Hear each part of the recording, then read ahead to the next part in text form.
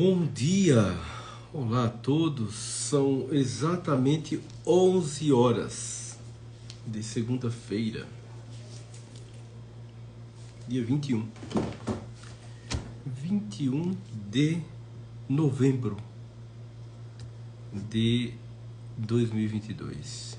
Xana já chegou, seja bem-vinda, seja bem-vindo Carlos, como é que vocês estão? Maria Fabiane. Tudo bom, Fabiane? Seja bem-vindo você, viu? Marcelo,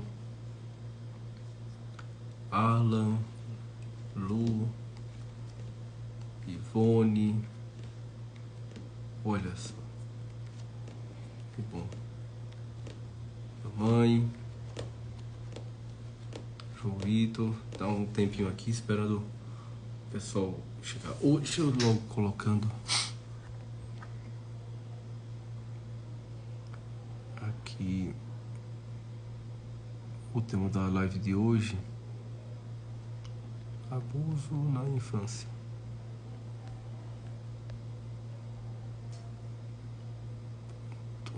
Deixa eu fixar aqui. Pronto, fixado. Olá.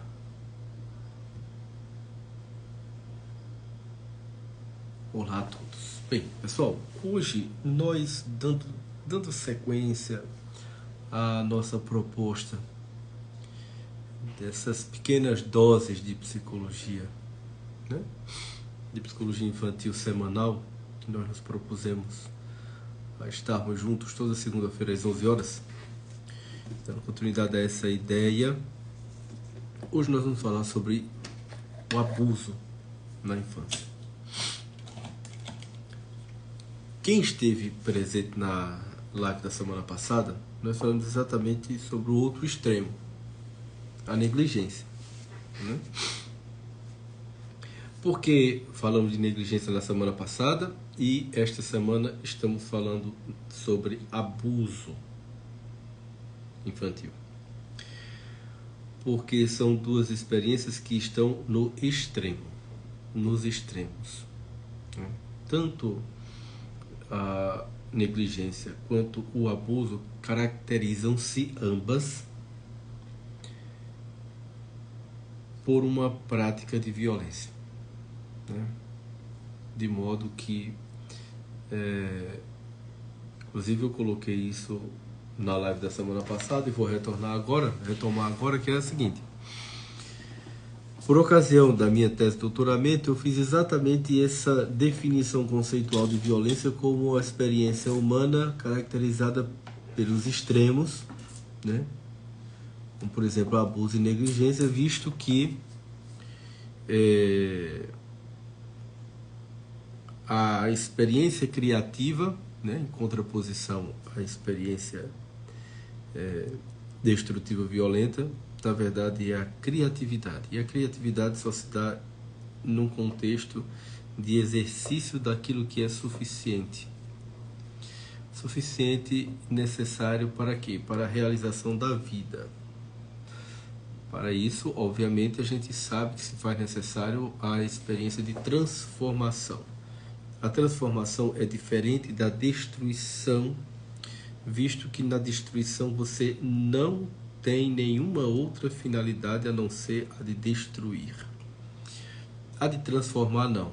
A finalidade da transformação é a proposição de algo. É diferente, é uma diferença semelhante, por exemplo, ao crime, a diferença entre crime e desobediência civil. O crime é quando você transgride as leis por meramente transgredi-la. A desobediência civil é quando uma lei é transgredida com a finalidade propositura de algo melhor que atenda às necessidades de uma sociedade. Então, quando a gente pensa em crime, a gente está, por exemplo, pensando em abusos e negligências. Porque é a caracterização da violência. Então, com base nessa reflexão que eu fiz lá no doutorado, então eu propus a fazer não só essas duas lives, mas essas lives estão na sequência, né? De falar sobre negligência na infância e agora hoje falar sobre abuso na infância. Bem, uma coisa que eu tenho observado, abrindo um parêntese, agora me dirigindo diretamente a vocês que estão aqui me acompanhando, é que nas lives anteriores eu meio que falava assim, meio que ininterruptamente, né? Isso é muito comum da minha parte, porque como fui professor durante muitos anos, ainda continuo sendo na medida em que faço meus cursos de modo particular, mas a gente tem o hábito de ir falando assim, uou, né? Deixar a gente fala por horas. Entretanto, eu queria deixar vocês muito à vontade, que vocês ficassem muito à vontade para eventualmente fazerem perguntas ou comentários ou questionamentos que vocês assim entenderem ser necessário sobre esse tema, tá certo? Fiquem muito à vontade, porque é um prazer. Eu só tenho 30 minutos para estar com vocês, então é uma alegria, um prazer poder estar atendendo aquilo que vocês, enquanto demanda, possam trazer, tá certo? Não se acanhe não, fique à vontade. Bem, dito isso, em colocando esses pontos e deixando vocês muito à vontade para já estarem interagindo, isso é muito bom que aconteça, né? Inclusive eu vou ter a oportunidade de conhecer as demandas de vocês e conhecer vocês melhor. Passemos ao que nós nos propusemos, a tratar sobre o abuso. Quando a gente fala em abuso na infância, a primeira coisa que nos vem em mente, porque isso é muito, né, batido, tal, principalmente a gente que atua na infância, né, é a coisa do abuso sexual infantil, né? A gente não escuta muito isso, que as crianças são facilmente vítimas desse abuso quando há negligência dos pais, aquela coisa toda. Mas não existe só o abuso sexual, embora ele exista e seja algo muito grave, necessário de ser exposto, né, e combatido, né, sob pena de abrir espaços favorecedores para a prática de pedófilos, né? Mas existem outros tipos de abuso. Por exemplo, o abuso no sentido de expor as crianças não só a conteúdos sexuais. E aí quando a gente fala em abuso sexual, não é só a violência sexual do ponto de vista do contato físico. A gente tem também, por exemplo, a exposição da criança a conteúdos pornográficos. Isso é uma forma de abuso infantil. Mas existem outros abusos também que não são só de cunho sexual. A exposição de das crianças a drogas, a conteúdos de drogadição. Isso existe também. Por exemplo, pais que expõem os filhos precocemente, durante a infância, a, por exemplo, o seu consumo de bebida alcoólica. Que isso é muito pouco tratado. E isso deixa sequelas importantes. Não só do uso, mas também das consequências disso. Não deixa de ser um abuso à infância, né? Com base em consumo de drogas, seja lícita ou ilícita. Não é porque é droga lícita que não deixa de ser uma expulsão da criança às drogas.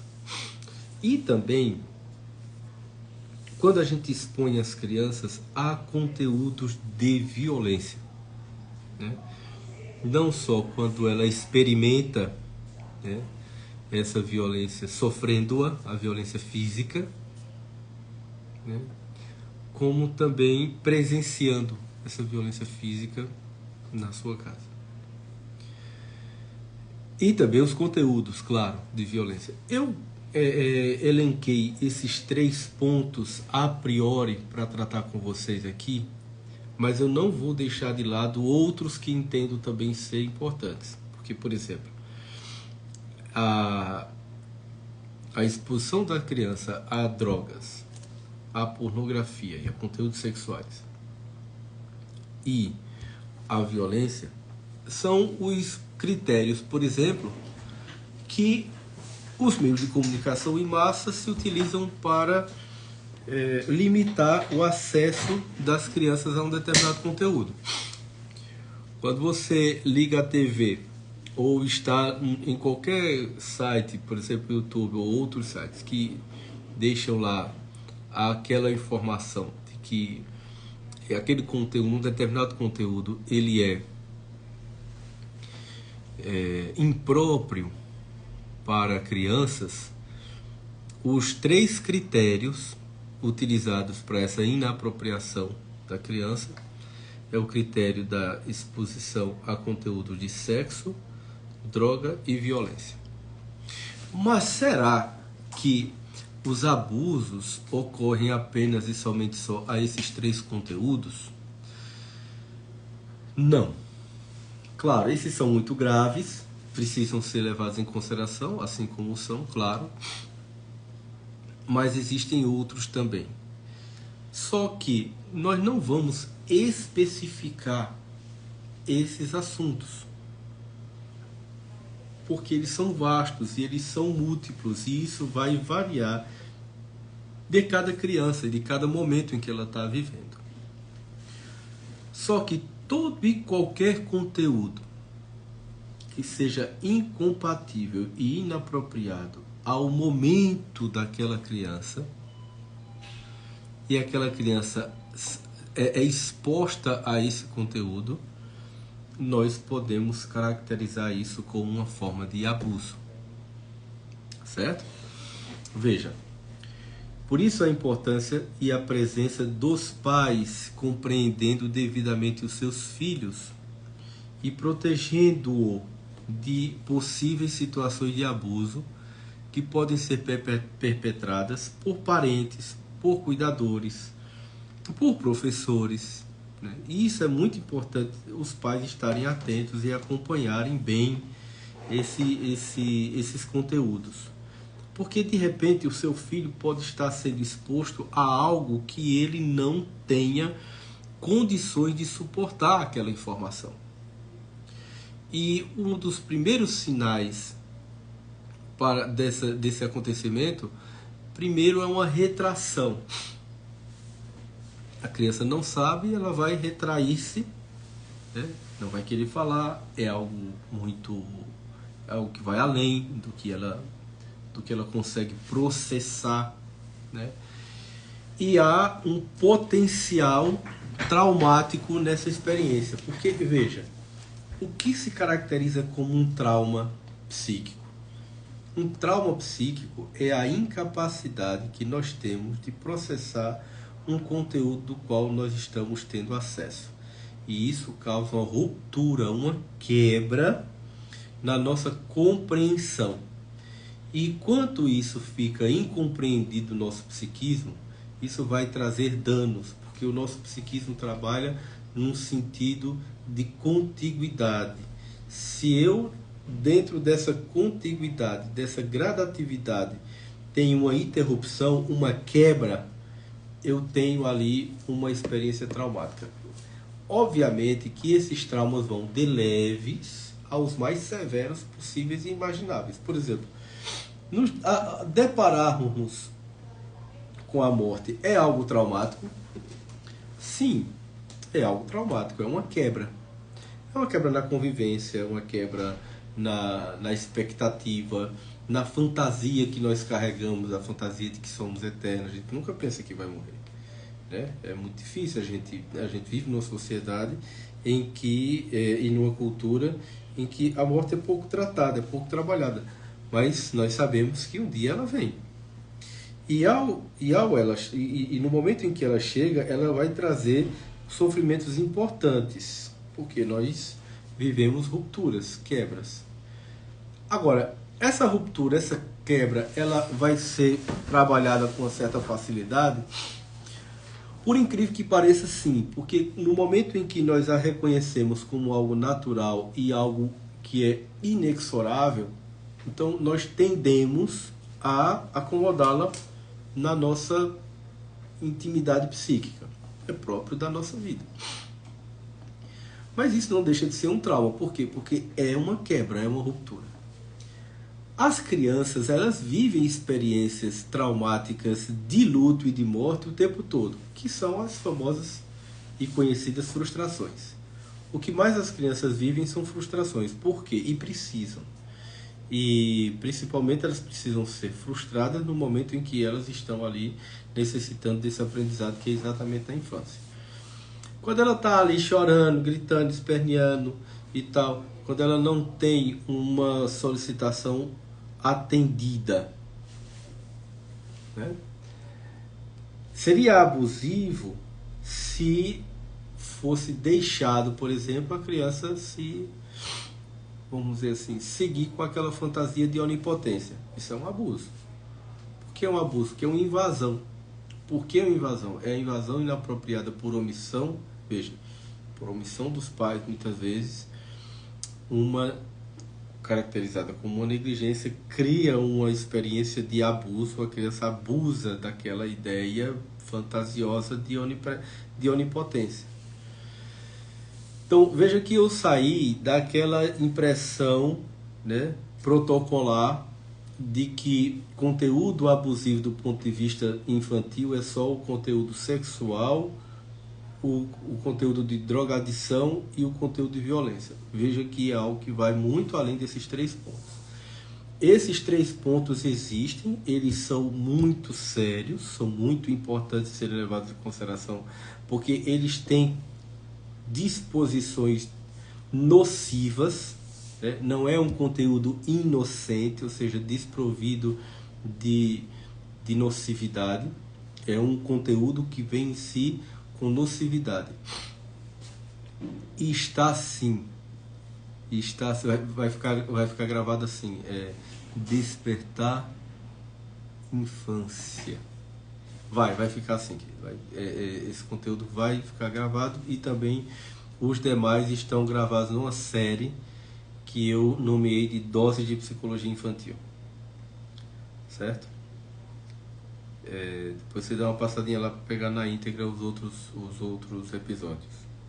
Então, como eu estava dizendo, há uma questão importante a ser levada em consideração, que não é só, disponha sempre, que não é só o conteúdo, né, nocivo de violência, drogas e sexo, que a criança não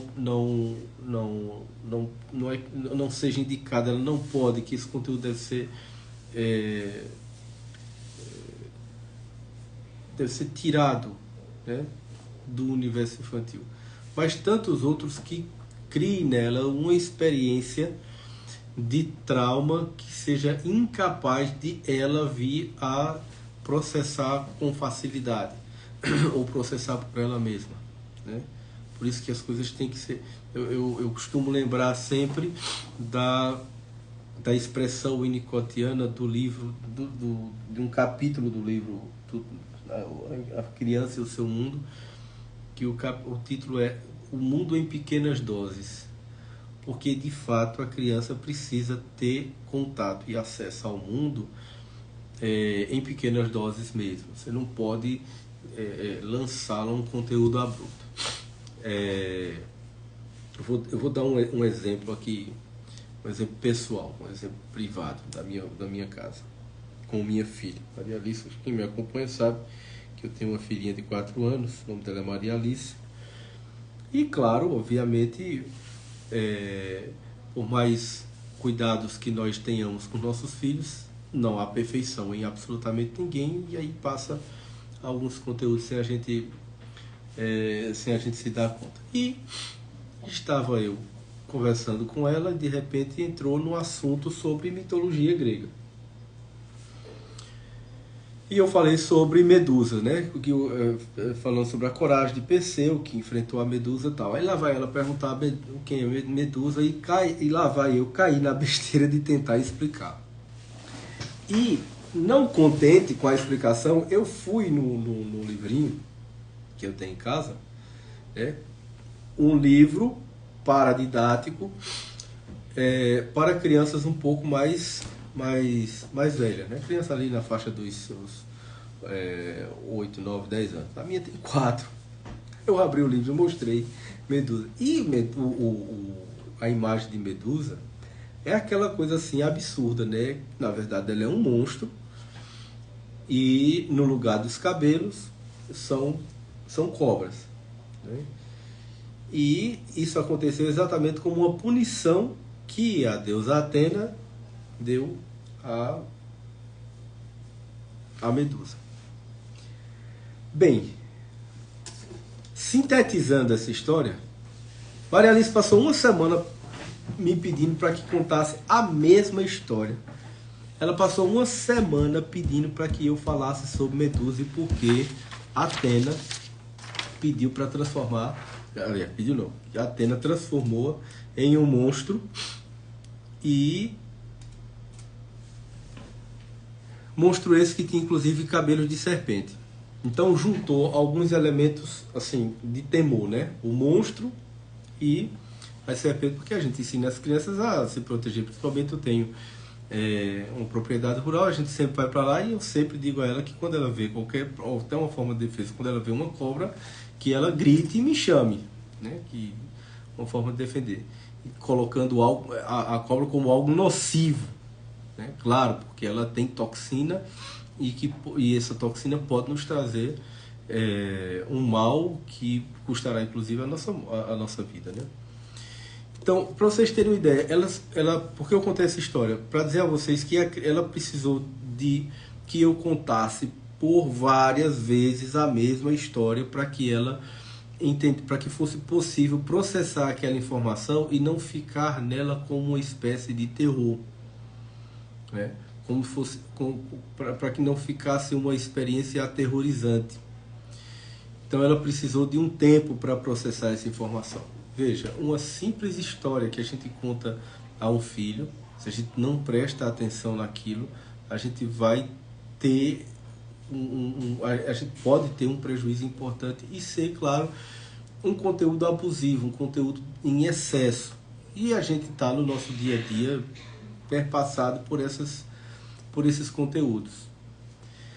Seja através de smartphones, de programas de televisão, de programas na internet. Então, esses conteúdos precisam ser observados com cuidado e as nossas experiências dentro de casa precisam sempre estar sob o nosso olhar reflexivo para que nós não venhamos a cometer atos ou nos omitir em ações que possam favorecer uma experiência abusiva com as nossas crianças. Isso é muito importante, porque, como eu disse a vocês, os abusos eles acontecem de forma muito sutil. A gente pensa, é como pensar a personalidade antissocial, né? Os psicopatas. A gente acha que psicopata é só assassino em série e esquece daquele psicopata que é seu colega de trabalho na empresa que você trabalha, né? Ou mesmo aquele parente que tem um traço de personalidade antissocial, ou mesmo uma estrutura antissocial de personalidade e que está ali no cotidiano. Uma psiquiatra muito conhecida, inclusive nas redes, a doutora Ana Beatriz, ela tem um livro sobre os psicopatas no cotidiano, que mostra exatamente o quanto é fácil você identificar pessoas que estão aí circulando no nosso dia a dia, com suas práticas antissociais de forma muito sutil. A mesma sutileza de alguém que age de modo antissocial, portanto, que tem uma estrutura de personalidade psicopática, da mesma forma existem os abusos infantis de forma muito sutil ocorrendo. É na sutileza da experiência em que o mal, o nocivo é engendrado.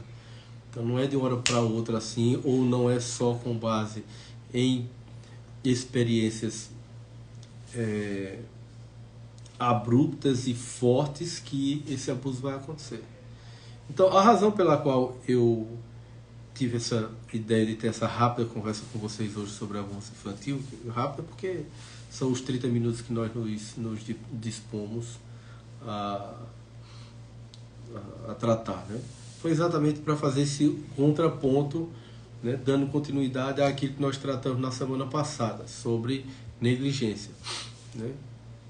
Essa coisa de você negligenciar a criança tem como contraponto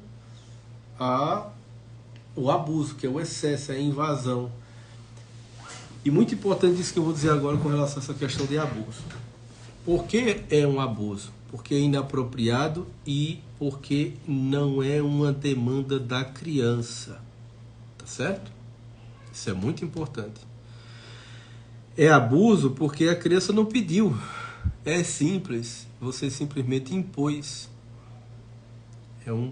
Foi uma disposição do adulto.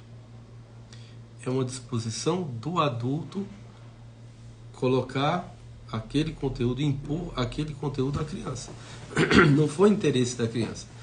Por não ser interesse da criança, é que a gente caracteriza abuso. Porque se é interesse, com base inclusive no princípio da necessidade, então a gente vai lá e entrega aquilo que foi solicitado.